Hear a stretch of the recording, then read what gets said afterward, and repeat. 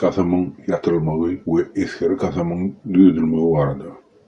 Türkmenistan'ın kurucu hükümetinden teklifnama.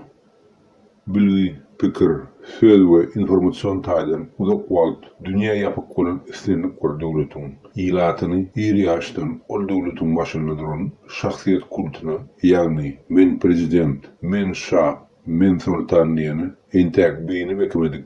Yalnızca dil biten ir çağalık yaşından ol näletger hükmüravanı kasam ettirmek cemiyetin sonunun başıdır. Bu kasamın neticesinde milletin dünyadan yok olup gitişini akıl etmezlik, dine bilgisizlik ya da kemakırlık değil. Eysen buğur, nadanlık ya da bilkaslayın halkın karşısına ediliyen ve edilen cinayetliğine düyüplü hem çumuruk düşünüp Täze Türkmenistan'ın kurucu hükümetinin adından ilkinci arcak kararlarımızın biri olup durun.